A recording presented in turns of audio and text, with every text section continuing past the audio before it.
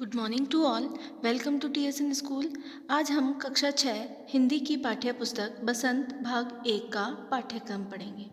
आज पाठ 9 ticket album कहानी के बारे में पढ़ेंगे। इस कहानी के लेखक हैं श्री सुंदरा रामस्वामी जी।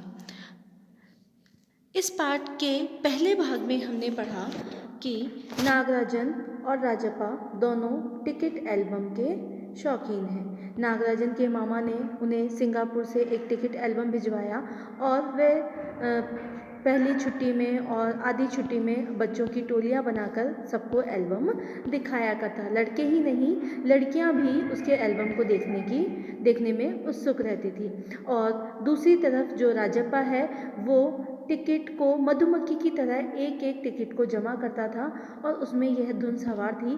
पहले जो बच्चे थे वो राजप्पा के एल्बम को देखकर खुश होते थे, लेकिन अब नया एल्बम आने पर वह नागराजन के एल्बम को देखकर खुश होते हैं और उन्हें वह एल्बम ज़्यादा प्यारा लगता है, क्योंकि नागराजन के एल्बम के पहले पृष्ठ में मोती के अक्षरों में उसके मामा ने AM नागराजन लिखकर भेजा था। इसके बाद जो स्कूल के बच्चे थे वो नागराजन के एल्बम की तुलना राजप्पा के एल्बम से करते और उसे कहते कि तुम्हारा एल्बम तो बेकार है, कूड़ा है।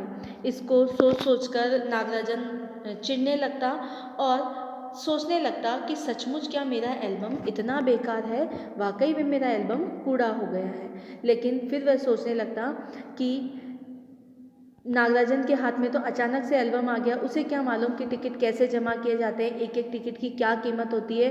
वह तो ये सोचता होगा कि जितना बड़ा टिकट होगा उतनी बड़ी उसकी कीमत होगी। लेकिन जो राजप्पा है उसने एक एक टिकट को इकट्ठा किया, एक एक टिकट को कलेक्ट किया, तो इसलिए उसे मालूम है। ये सोचकर वह नागराजन के घर पहुंचता है और वहां जाकर उसके घर की कुर्सी पर बैठ जाता है। अब आगे पढ़ते हैं पेज नंबर 63 से। भैया शहर गया है। ये कौन बोल रहा है? नागराजन की जो बहन है कामाक्षी, वो राजप्पा से बोल रही है कि भैया शहर गया। अरे हाँ, तुमने भैया का एल्बम देखा? उसने पूछा। राजप्पा को हाँ कहने में हिकड़ी हो रही थी। अब जो कामाक्षी है, जो नागराजन की बहन है, वो पूछ रही है राजप्पा से कि क्या तुमने भैया का एल्बम देखा है? तो राजप्पा ने हाँ भरने की जगह हूँ कर दिया। उसको हाँ भरने में थोड़ी परेशानी हो रही थी। बहुत सुंदर एल्बम है ना? सुना है स्कूल भर में किसी के भी पास इतना बड़ा एल्बम नहीं है। तुमसे किसने कहा? भैया ने। वह कुड़ गया, मतलब वह गुस्से से हो गया और उसने कामाक्षी से पूछा कि तुम्हें ये बात किसने कही? तो उसने कहा मुझे ये बात मेरे भाई ने कही। बड़े से क्या मतलब हुआ? आकार में बड़ा हुआ तो एल्बम बड़ा हो गया? उसकी चिड़चिड़ाहट साफ थी, मतलब उसके जो बोलने का तरीका था वही उसकी बातों से साफ झलक रहा था कि उसे उस बात से चिढ़ हो रही है कि एल्बम कितना बड़ा है। कामाक्षी कुछ देर तक तो वहीं रही, फिर नीचे चली गई। राजप्पा मेज पर रखी किताबों को टटोलने लगा। अचानक उसका हाथ दराज के ताले से टकरा गया। उसने ताले को खींचकर देखा, बंद था। क्यों ना उसे खोलकर देख लिया। मेज पर उसने चाबी ढूंढ निकाली। अब जो उसकी बहन है वो तो वहाँ से चली गई, वह वहाँ पर चीज़ों को टटोलने लगा, किताबें टटोलने लगा। अचानक उसका हाथ दराज पे चला गया। दराज में ताला था, वहाँ पर चाबी ढूंढकर उसने सीढ़ियों के पास जाकर उसने एक बार झांक कर देखा। अब उसने देखा कि कहीं कोई उसे देख तो नहीं रहा। फिर जल्दी से दराज खोली, एल्बम ऊपर ही रखा हुआ था। पहला पृष्ठ खोला, उन वाक्यों को उसने दोबारा पढ़ा।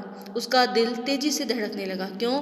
क्योंकि वह बहुत गलत काम कर रहा था, इसलिए उसका दिल बहुत तेज तेज धड़क रहा था। एल्बम को झट कमीज के नीचे खोस लिया और दराज बंद कर दिया। सीढ़ियाँ उतरकर घर की ओर भागा। घर जाकर सीधा पुस्तक की अलमारी के पास गया और पीछे की ओर एल्बम छिपा दिया। उसने बाहर आकर झांका। पूरा शरीर जैसे जलने लगा था, गला सूख रहा था और चेहरा तमतमाने लगा था। मतलब उसे बहुत घबराहट हो रही थी और वो बहुत तेज़ दौड़कर आया, इसलिए उसका गला भी सूखने लग गया। रात 8 बजे अप्पू आया। हाथ पांव हिलाकर उसने पूरी बात कह सुनाई। सुना, तुमने नागराजन का एल्बम खो गया है। हम दोनों शहर गए हुए थे, लौटकर देखा तो एल्बम गायब। अब जो राजप्पा के पास अप्पू आया, उसने बोला कि नागराजन का एल्बम कहीं खो गया है। राजप्पा चुप रहा। उसने अप्पू को किसी तरह टाला। उसके जाते ही उसने झट कमरे का दरवाज़ा भिड़ा लिया और अलमारी के पीछे से एल्बम निकाल कर देखा। उसे फिर छिपा दिया। डर था कहीं कोई देख ना ले। अब जो राजप्पा है उसने चोरी करके एल्बम तो चुरा लिया, लेकिन उसे बहुत डर लग रहा था कि कोई उसे देख ना ले। रात में खाना नहीं खाया, पेट जैसे भरा हुआ था। सारा घर चिंतित हो गया। उसका चेहरा भयानक हो गया था। मतलब घर वाले भी परेशान थे कि आज राजप्पा ने खाना क्यों नहीं खाया, और उसका चेहरा भी परेशानी उसके चेहरे पे आसानी से झलक रही थी। रात उसने सोने की कोशिश की पर नींद नहीं आई। मतलब पूरी रात उसे नींद नहीं आई। एल्बम सिरहाने तकिए के नीचे रखकर सो गया। सुबह अप्पू दोबारा आया। राजप्पा तब भी बिस्तर पर बैठा था। अप्पू, सुबह नागराजन के घर होकर आया था, कल तुम उसके घर गए थे? अप्पू ने पूछा। अब जो नागराजन का दोस्त है अप्पू, वो पूछ रहा है कि क्या कल तुम नागराजन के घर गए थे?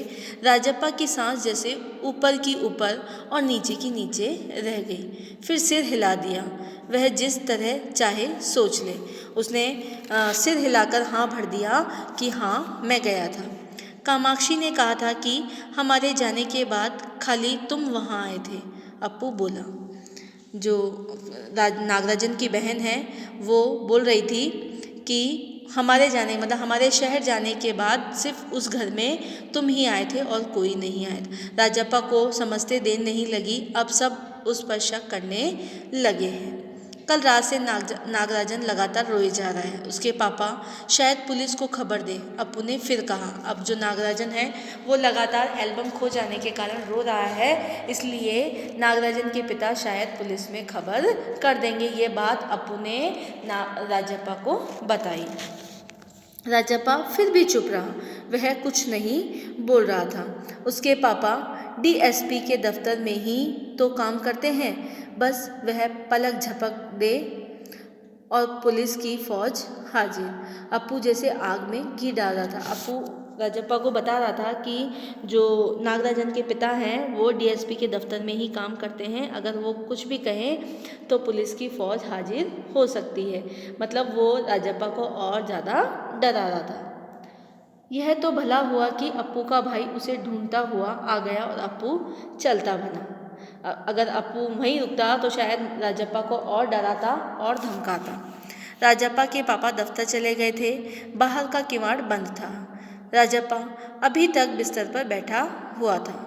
आधा घंटा गुजर गया और वह उसी पर बैठा रहा। मतलब उसको बहुत बेचैनी सी हो रही थी, घबराहट हो रही थी कि उसने एल्बम चुरा तो लिया और सारा शक उसी पे आ रहा है। क्यों? क्योंकि कामाक्षी ने कहा कि जब वह शहर गए थे तो राजप्पा के अलावा उनके घर में और कोई नहीं आया। तभी बाहर की सांकल खटकी। पुलिस। राजप्पा बुदबुदाया। जैसे ही बाहर के दरवाजे पे किसी ने दरवाज़ा बजाया तो राजप्पा अपने मन में ही धीरे से बोला, पुलिस। उसे लगा कहीं पुलिस तो नहीं आ गई। भीतर सांकल लगी थी। दरवाज़ा खटखटाने की आवाज़ तेज हो गई। राजप्पा ने तकिए के नीचे से एल्बम उठाया और ऊपर भागा। अलमारी के पीछे छिपा दे, नहीं पुलिस ने अगर तलाशी ली तो पकड़ा जाएगा। अब जो राजप्पा है वो सोच रहा है, क्योंकि दरवाजे के खटकने की आवाज़ बहुत तेज़ होने लग गई थी, तो उसने तकिए के नीचे से एल्बम को उठाया और अलमारी में छिपाना चाहा, लेकिन फिर सोचने लगा कि अगर पुलिस तलाशी लेगी तो वह पकड़ा जाएगा। एल्बम को कमीज के नीचे छिपाकर वह नीचे आ गया। बाहर का दरवाज़ा अब भी बज रहा था। अभी भी दरवाजे पर कोई खटखटा रहा था, लेकिन कौन है? अरे दरवाज़ा क्यों नहीं खोलता? अम्मा भीतर से चिल्लाई। थोड़ी देर और हुई तो अम्मा खुद ही उठकर चली जाएगी। अब जो अम्मा है वो कह रही हैं कि तुम दरवाज़ा क्यों नहीं खोल रहे हो? कौन है बाहर? राजप्पा पिछवाड़े की ओर भागा। जल्दी से बाथरूम में घुसकर दरवाज़ा बंद कर लिया। अम्मा ने अंगीठी पर गर्म पानी की देगची चढ़ा रखी थी। जो राजप्पा है वो बाथरूम में जाकर दरवाज़ा बंद कर लिया और वहाँ पर गर्म पानी की देगची चढ़ी हुई थी। किस पर? अंगीठी पर। उसने एल्बम को अंगीठी में डाल दिया, एल्बम जलने लगा। कितने प्यारे टिकट थे, राजप्पा की आंखों में आंसू आ गए। तभी अम्मा की आवाज़ आई, जल्दी से आ तो नहाकर, नागराजन तुझे ढूंढता हुआ आया है। राजप्पा ने निक्कर उतार दी और गीला तौलिया लपेटकर बाहर आ गया। कपड़े बदलकर वह ऊपर आया। नागराजन कुर्सी पर बैठा हुआ था। उसे देखते ही बोला, मेरा एल्बम खो गया है यार। उसका चेहरा उतरा हुआ था, काफ़ी रोकर आया था शायद। अब जो नागराजन है वो राजप्पा के पास आया और कहने लगा कि मेरा एल्बम खो गया है, और वो बहुत ही उदास था, उसका चेहरा बहुत उतरा हुआ था, शायद वह घर से रोकर आया है। कहाँ रखा था तूने? राजप्पा ने पूछा। शायद दराज में, शहर से लौटा तो गायब। अब जो नागराजन है वो कह रहा है कि मैंने एल्बम दराज में रखा, लेकिन जब मैं शहर से लौटा तो वह गायब था। नागराजन की आंखों में आंसू आ गए। राजप्पा से चेहरा बचाकर उसने आंखें पोंछ ली। रो मत यार, राजप्पा ने उसे पुचकारा। वह फक कर रोने लगा, मतलब तेज तेज रोने लगा। राजप्पा झट नीचे उतर आया। 1 मिनट में वह नागराजन के सामने था। उसके हाथ में उसका अपना एल्बम था। अब जो राजप्पा है वो नीचे उतरा और नागराजन के सामने आया, लेकिन उस समय उसके हाथ में अपना एल्बम था। लो, यह रहा मेरा एल्बम, अब इसे तुम रख लो। ऐसे क्यों देख रहे हो? मजाक नहीं कर रहा, सच कहता हूँ, इसे तुम रख लो। जो नागराजन वह रो रहा था, तो राजप्पा को लगा कि मैंने जो गलती की है उसका प्रायश्चित यही है कि मैं अपना एल्बम उसे दे दूँ। बहला रहे हो यार, नागराजन को जैसे यकीन नहीं आया। जो नागराजन है वो सोच रहा था कि कहीं मुझसे मजाक तो नहीं कर रहा है। नहीं यार, सचमुच तुमको दे रहा हूँ, रख लो। राजप्पा, भला अपना एल्बम उसे दे दे, कैसा चमत्कार है। नागराजन को अब भी यकीन नहीं आ रहा था, पर राजप्पा अपनी बात बार बार दोहरा रहा था। उसका गला भर आया था। मतलब राजप्पा जो है बार बार यही कह रहा था कि तुम ये एल्बम तुम रख लो। ठीक है, मैं इसे रख लेता हूँ, पर तुम क्या करोगे? मुझे नहीं चाहिए। क्यों? तुम्हें एक भी टिकट नहीं चाहिए? नहीं। पर तुम कैसे रहोगे बगैर किसी टिकट के? रोते क्यों हो यार? ये ले इस एल्बम को तू ही रख ले, इतनी मेहनत की है तूने। नागराजन बोला। नहीं, तुम रख लो, लेकर चले जाओ चले जाओ यहाँ से। वह चीखा और फूट कर रो दिया। अब जो राजप्पा है वो अपना एल्बम नागराजन को तो दे रहा था, अंदर से उसका दिल भी दुख रहा था, लेकिन उसने नागराजन के एल्बम को जला दिया, तो वह अपना एल्बम देकर प्रायश्चित कर रहा था। और फिर कहने लगा कि इस एल्बम को लेकर तुम यहाँ से चले जाओ। नागराजन की समझ में कुछ नहीं आया। वह एल्बम लेकर नीचे उतर आया। कमीज से आंख पहुँचता हुआ राजप्पा भी नीचे उतर आया। दोनों साथ साथ दरवाजे तक आए। बहुत बहुत धन्यवाद, मैं घर चलूँ। नागराजन सीढ़ियाँ उतरने लगा।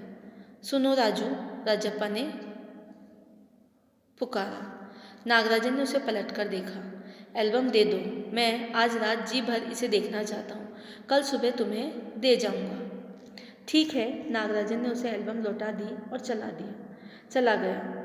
राजप्पा ऊपर आया, उसने दरवाज़ा बंद कर लिया और एल्बम को छाती से लगाकर फूट कर रो दिया। मतलब अब उसे बहुत प्रायश्चित हो रहा था कि जो मैंने नागराजन के एल्बम को जलाकर गलती की है वो मुझे नहीं करनी चाहिए।